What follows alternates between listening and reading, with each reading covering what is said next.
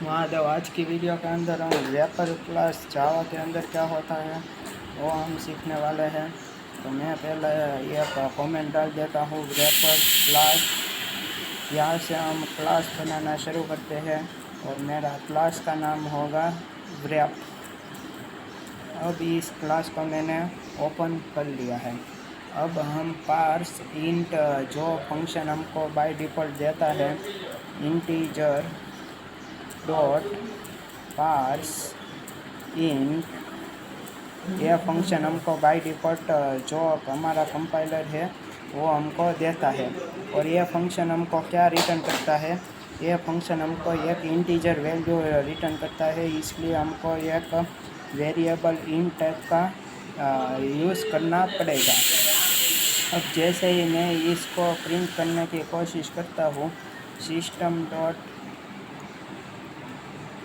System का S हमको capital लिखना पड़ेगा।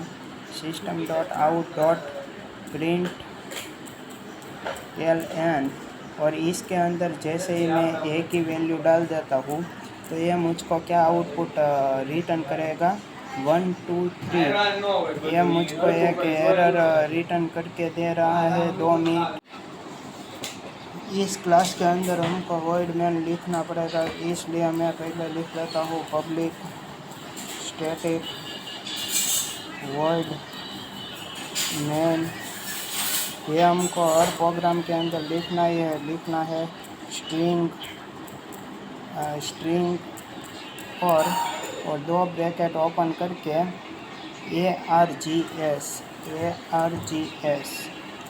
तो मैंने ये सिंपली लिख लिया है। इस फंक्शन को भी मैं ओपन कर लेता हूँ और ये वर्ड मेन के अंदर ही मैं इसको डिफाइन कर देता हूँ।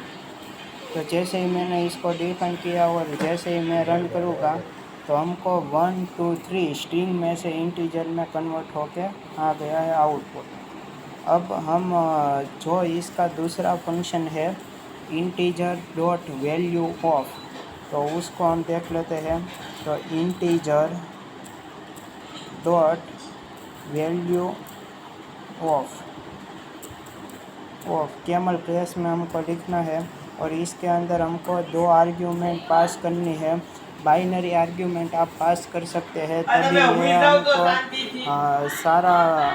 सारा कुछ होगा वो सही से हमको दे देता है। 1 0 1 0 1 1 1 0 1 0, यह हमारा बाइनरी कोड है। और इसके अंदर हमको एक किस में हमको कन्वर्ट करना है बाइनरी में, तो उसको हम दे देते हैं आर्ग्यूमेंट के अंदर। अब हम यहाँ पे एक इंटीजर, ये फंक्शन हमको एक ऑब्जेक्ट रिटर्न करेगा, इसलिए हम इसको एक ऑब्जेक्ट में ले लेंगे। इंटीजर आई करके मैं ऑब्जेक्ट में ले लेता हूँ। आई यहाँ पे हमारा एक ऑब्जेक्ट है। अब इसको हमको जब प्रिंट करवाना होगा तब आई डॉट, अब इसके अंदर हमको क्या करना है, आई डॉट इसके अंदर हमको जो हमारा तीसरा फंक्शन है इंट वैल्यू, ये हमारा बाय डिफ़ॉल्ट फंक्शन है। ये हमारे जो बाइनरी है उसको इंटीजर में कन्वर्ट करके दे देता है और ये हमको एक इंटीजर रिटर्न करता है। इसलिए हमको एक इंटीजर वैल्यू की भी वेरिएबल की भी ज़रूरत है। तो यहाँ पे हमने इंट बी नाम का एक वेरिएबल ले लिया है। अब जैसे ही मैं सिस्टम डॉट प्रिंट एलन मैंने ए किया है, वैसे ही मैं सिस्टम डॉट प्रिंट एलन में बी करूँगा तो ये हमको सही तरीके से आउटपुट रिटर्न करके देने वाला है। ये दूसरा आउटपुट भी हम देख लेते हैं हमको क्या रिटर्न करता है। तो देखो इसने हमको बाइनरी में कन्वर्ट करके दे दिया है, बाइनरी से जो था वो इंटीजर में कन्वर्ट करके दे दिया है 698। और पहला तो उसने एक एज इट इज़ प्रिंट करके दे दिया है। इसी तरीके से हम इंटीजर के लिए वर्क करते हैं, इसी तरह से हम डबल के लिए भी वर्क कर सकते हैं। तो मैं यहाँ पे डबल ले लेता हूँ और डबल के अंदर मैं एक वेरिएबल ले लेता हूँ डी। डी है वो हमारा ऑब्जेक्ट का वेरिएबल है। और यहाँ पे मैं डबल ले लेता हूँ, double dot value of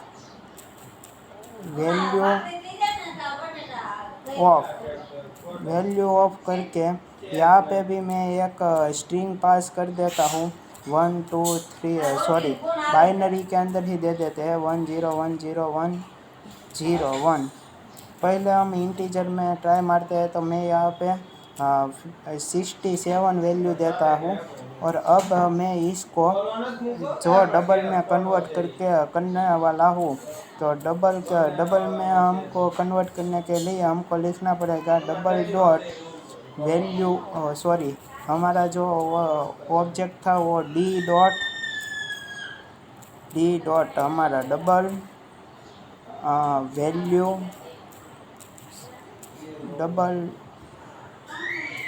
double हमको यहाँ पे नहीं लिखना है, वैल्यू ऑफ तो लिख लिया सॉरी, हमको लिखना है डबल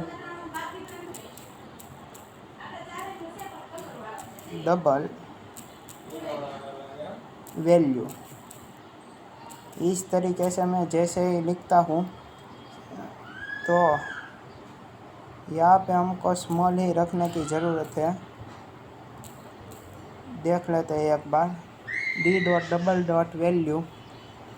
और इसके अंदर मैं क्या पास करना चाहता हूँ, इसके अंदर में ये सिंपली हमको एक डबल वैल्यू रिटर्न करके देगा। ये डबल वैल्यू रिटर्न करने वाला है, इसलिए हमको डबल टाइप का एक वेरिएबल भी चाहिए। तो डबल में ले लेता हूँ डबल एक्स वेरिएबल के अंदर मैं इसको असाइन करता हूँ। और अब मैं इसको प्रिंट करने की जैसे ही कोशिश करूँगा, पहले मैंने कॉपी किया, बाद में मैं इसको प्रिंट करता हूँ और यहाँ पे प्रिंट एलन एक्स को कर देता हूँ। इस सारे को मैं कमेंट आउट कर देता हूँ। जैसे ही मैं इसको अब रन करने की कोशिश करूँगा तो ये हमको 67.0 वैल्यू रिटर्न करनी चाहिए, तो ये प्रोग्राम हमारा सही है। तो देखो इसने 67.0 वैल्यू हमको रिटर्न करके दे दिए है। ऐसा हमने एक इंटीजर के लिए देख लिया है। तो ये हमको फ्लोट ही रिटर्न करके देता है, वो आपको भी पता है। तो यहाँ पे मैं एक बाइनरी भी ले लेता हूँ 1 0 1 0 1 1 1 0 0। अब जैसे ही मैं इसको भी रन करूँगा तो ये मुझको अब डबल में कन्वर्ट करके देने वाला है। तो देखो 1.0101111 ई और 8।